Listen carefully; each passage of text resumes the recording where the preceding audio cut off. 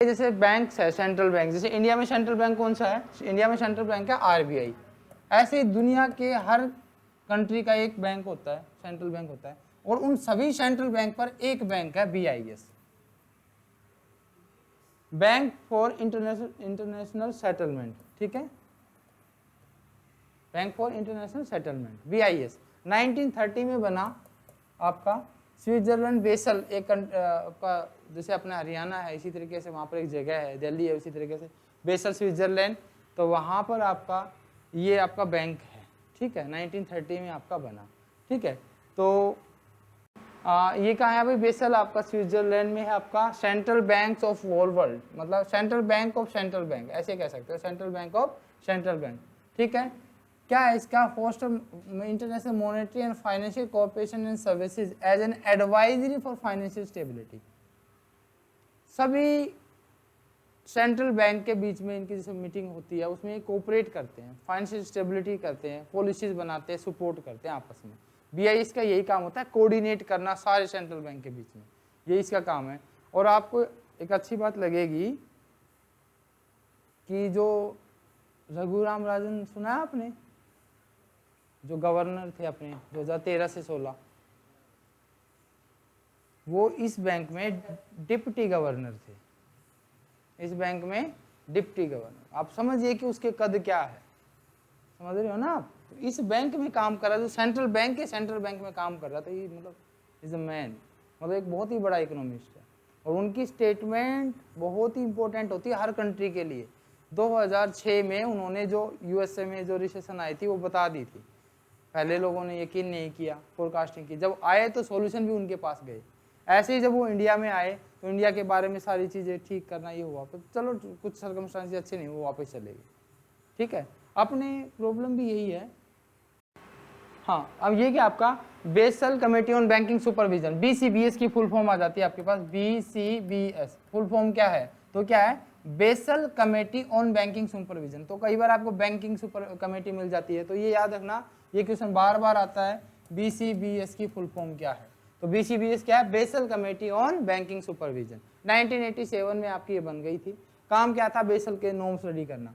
ये prepare a framework through a consultative process to secure supervisory regulation governing the capital adequacy of international banks, CAR, capital adequacy ratio, कि आप अपने date को promote उसको secure करने के लिए आपको कितनी कैपिटल होनी चाहिए, एक बैंक के पास आपके पास कितने कैपिटल होनी चाहिए, बस ये इसका काम था, ठीक है, इसका। तो पहले जो बेसल नॉर्म्स आ गए 1980 में आया, जिसको लगाया बेसल अकॉर्ड, बेसल फर्स्ट। तो पहला क्वेश्चन आया कि बेसल फर्स्ट कब आए, तो बेसल नॉर्म्स फर्स्ट आए आपके 1988, बेसल अकॉर्ड। इसके अकॉर्डिंग आपकी जो रेट थी वो थी 8%, आगे आएगी, ठीक है,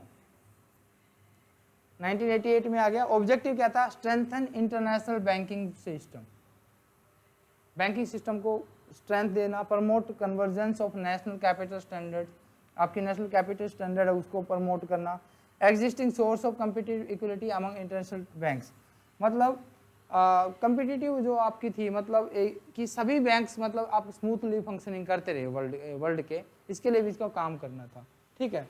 और उसके बाद आया आपके पास बेसल के अकॉर्डिंग, देखो एज पर बेसल 1 आपको क्या है, रिस्क वेटेड एसेट्स का आपको 8% रखना था, 8% ऑफ रिस्क वेटेड एसेट्स। कैसे होती है वो भी निकालेंगे भाई, ठीक है। ये रिस्क वेटेड एसेट्स RWAS, ठीक है, रिस्क वेटेड एसेट्स का 8%, मतलब क्या है, बेसल 1 आपके आया 1988 में, रेट थी 8%, किसकी, रिस्क वेटेड एसेट्स की। वो कैसे निकलेगी, आगे रुको, ठीक है। अब आगे बेसल सेकंड 2004 में आए। अच्छा, आपसे कोई पूछे कि आपके बेसल फर्स्ट आपके कब लग गए थे, तो बेसल फर्स्ट आपके इंडिया में 1995 में लग गए।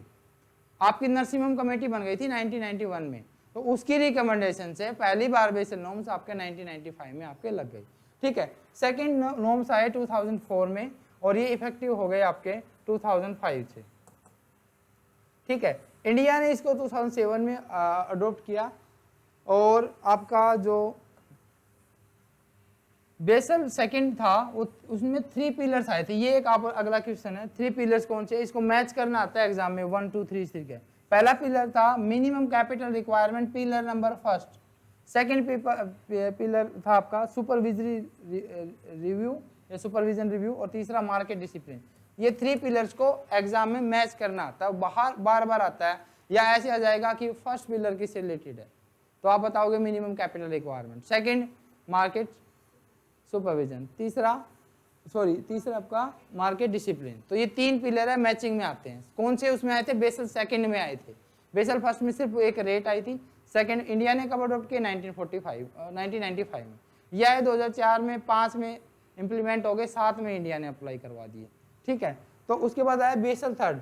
बेसल थर्ड आ गया आपके अगर 2009 में आपके आ गए, बेसल थर्ड आपके आ गए, और आरबीआई ने इसको इंट्रोड्यूस किया मई 2012 में, ठीक है। फिर कहा गया आपको कि इसको इम्प्लीमेंट करना है 2013 से, लेकिन आरबीआई ने कहा कि इसको मार्च 31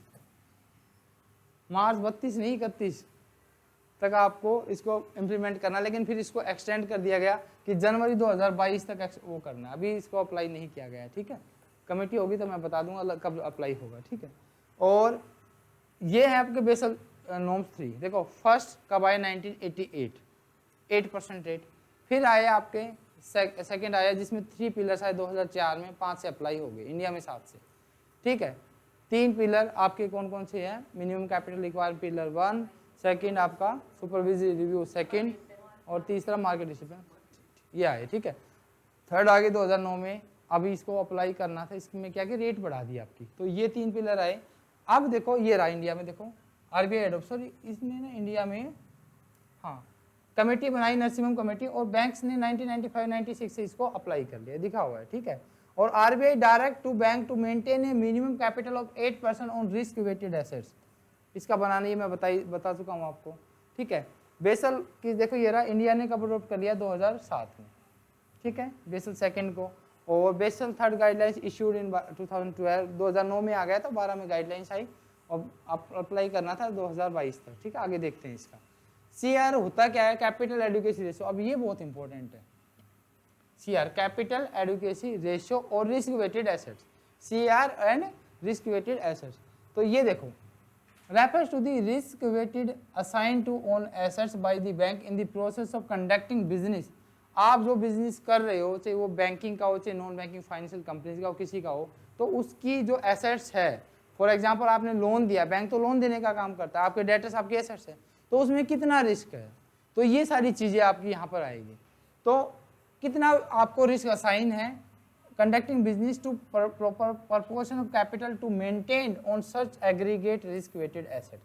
कितना proportion है और कितनी total assets है, देखते हैं। अभी आपके पास देखो एक और बात याद रखना, इंडिया ना जो आरबीआई है, जो बेसल नॉर्म की रेट क्या थी? 8%।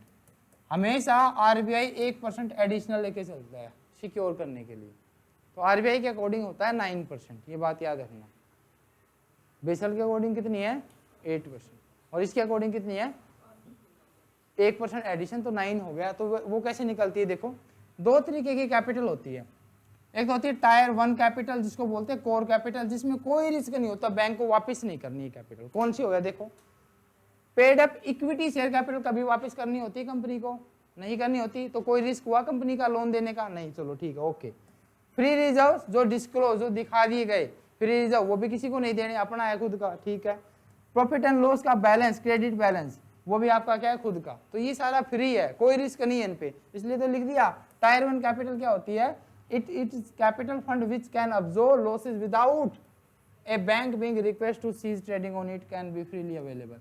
किसी से पूछने की जरूरत नहीं है आपका पैसा कैसे यूज करो। तो क्या क्या चीज आ गई? Paid up capital, free reserve, profit and loss का क्रेडिट बैलेंस, और परपेचुअल आपके आ गया एडिशनल। ये तो थी आपकी डायरेक्ट, इसके साथ एडिशनल में क्या क्या आया?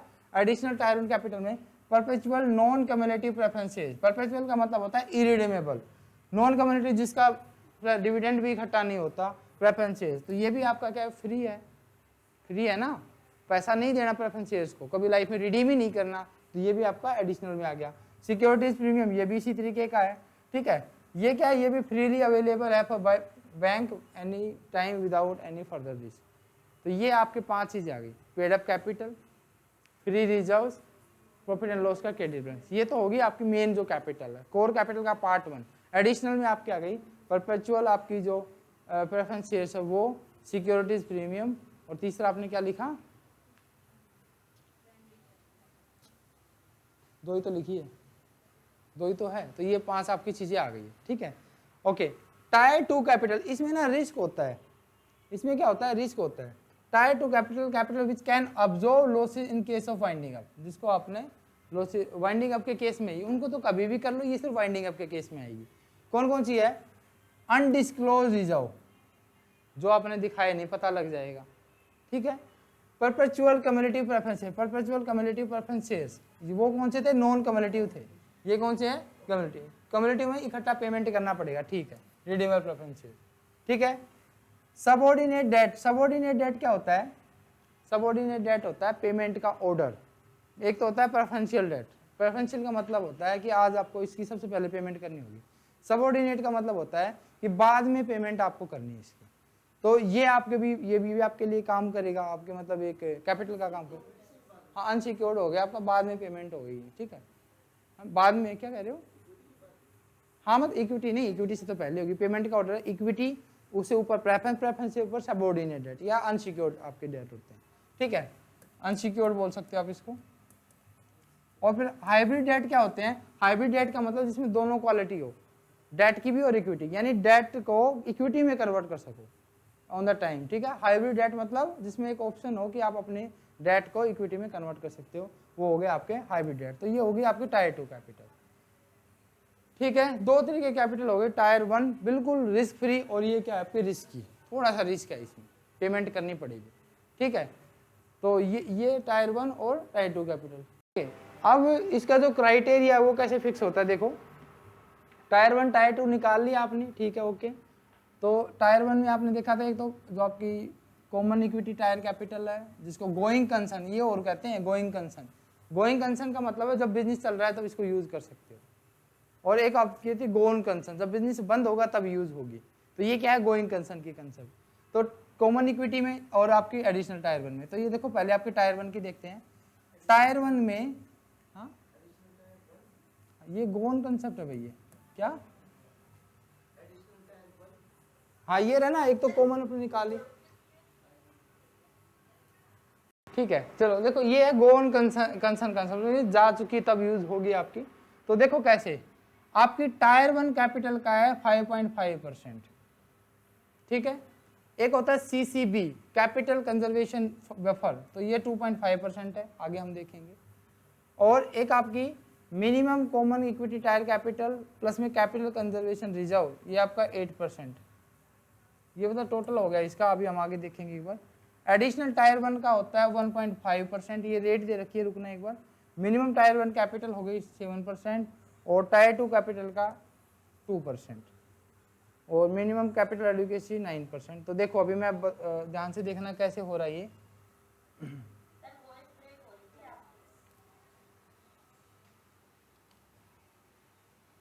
कैपिटल एडुकेसी रेशियो कैसे, रिस्क वेटेड एसेट्स तो समझ गए, जो ऊपर पड़ी है ना वो सारी RWA थी, ये इसमें इतना रिस्क है, एक तो रिस्क फ्री थी और एक थी आपकी रिस्क वेटेड जिसमें रिस्क था। टायर 1 कैसे निकलती है, देखो आपको कैसे लेना है, यहाँ एक बार समझो। टायर 1 का आपको लेना है एज पर बेसल नॉर्म्स 4.5%, कितना लेना है, 4.5%, मेन जो आपकी मेन कैपिटल है। एडिशनल जो टायर 1 है आपकी, उसका कितना है, जो कि इसमें दे रखा है आपको, एडिशनल टायर 1 की 1.5%, ठीक है। तो टोटल टायर 1 कितनी होगी आपके पास, 6%, और टायर 2 की कितनी है आपकी, ये तो टूटेगा, टायर 2 की कितनी है, टायर 2 की है 2%, तो कितना हो गया टायर 2, बेसल के अकॉर्डिंग कितनी हो गई, 8% हो गई। हाँ भाई ये बात समझ में आ गई, कितनी होगी बेसल के अकॉर्डिंग स्टूडेंट, ठीक है। अब ध्यान से देखो यहां पर लिया हुआ है मिनिमम कॉमन इक्विटी टायर 1 5.5, जो RBI 1 एडिशनल करके चलता है वो टायर 1 में करके चलता है, किसमें करता है, टायर 1 में, इसलिए 4.5 की जगह 5.5 आए। इतनी बात समझ गए आप, हाँ जी। टायर 1 में देखो आपकी क्या है, टायर 1 कैपिटल जो बेसल नॉर्म्स के अकॉर्डिंग है वो है 4.5% ऑफ रिस्क वेटेड एसेट्स का, एडिशनल का 1.5%, तो टोटल हो गए आपके 6%। और 2% टायर 2 का जो कि दिया हुआ है 8% बेसल के अकॉर्डिंग, तो कितना हो गया 8%। आरबीआई कहता है 1% एडिशनल लेना है, लेकिन किसका लेना है, टायर 1 में मेन कैपिटल का, जो ये 4.5 है इसका 5.5 ले लिया आपने, तो टोटल कितना हो गया 9% हो गया। टोटल टायर 1 हो जाएगा 7%, ये 2 ही रहने वाला है, 7 हो गया ना, ये 7 हो जाएगा, 6 से 7, एक ही तो ऐड किया है ना आपने, नहीं एक ही इसमें ऐड करना बस, तो कितना हो गया 9% हो गया, ठीक है। और उसके बाद आया इसने लिया कैपिटल कंजर्वेशन बफर, ये भी अभी देखेंगे, इसका 2.5%। देखो इसका ध्यान से समझना, अगर आप बेसल नॉर्म्स में ऐड कर देते हो सीसीबी तो आ जाता है आपका 2.5, तो रेट कितनी हो गई 10.5। अगर आरबीआई वाली में ऐड करते हो तो उसमें क्या हो जाएगी 11.5, कितनी हो गई 11.5, इतना समझ में आ गया, ठीक है। तो अब देखो कैसे कैसे काम होता है इसमें, तो एक तो रेट आपकी 8% का है, 9% का है, ये समझ में आ गया। और ये देखो ये minimum capital ratio plus capital 11.5 कब होगी, ये समझ में आ गया। बेसल के अकॉर्डिंग 8% है, RBI takes 1% additional, so as per RBI it is 9। और किस में ऐड करना है आपको, जो आपकी कोर कैपिटल है, ठीक है, किसमें करना है आपकी कोर कैपिटल में 1% एडिशनल लेना है, बेसल के अकॉर्डिंग आपका 8% है, ठीक है, ठीक है, ओके। और इस वक्त आपकी क्या है, देखो आपकी ये now as per RBI AR है, अगर आपने कैपिटल कंजर्वेशन बफर जोड़ दिया तो 11.5 और वाइल बेसल के अकॉर्डिंग 10.5। अब आपका क्या होता है ये capital conservation fund, it is capital required to maintain by bank to enhance the banks build up capital buffer during the normal times. देखो क्या नॉर्मल टाइम्स में जब बैंक्स को अपनी, जैसे ये भी नहीं हुआ था कोविड की सिचुएशंस थी, तो कोविड सिचुएशन में बैंक्स ने पैसा दिया, ठीक है, इतना पैसा दो कि एक्टिविटीज चलती रहे नॉर्मल टाइम में, तो बैंकों को पैसा दिया जाए ताकि उनकी एक्टिविटी चलती जाए। तो ये इसी तरीके का है, capital required to maintain by bank to enhance the bank build up capital buffer during normal time. Normal times में मतलब वो अपनी इंक्रीज कर सके, एक्टिविटीज को इंक्रीज कर सके, तो वो क्या होता है कैपिटल कंजर्वेशन बफर। और ये आरबीआई ने देखो इतना इशू किया था 35,000 करोड़ रुपए सीसीबी को 27 मार्च 2020 में, कैसे, ताकि एक्टिविटी बूस्ट होती रहे, ठीक है। तो ये था आपका बेसल नॉर्म्स, आपको अगर समझ में आया, देखो क्या है, बेसल के अकॉर्डिंग 8%, आरबीआई के अकॉर्डिंग 9%, 1% एडिशनल लेना आपने टायर 1 के जो आपकी मेन कोर कैपिटल है उसमें, ठीक है। अगर सीसीबी ऐड कर दोगे तो आरबीआई में ऐड, इंडिया में करोगे तो 11.5%, और आप कर रहे हो बेसल में तो हो जाएगी 10.5%।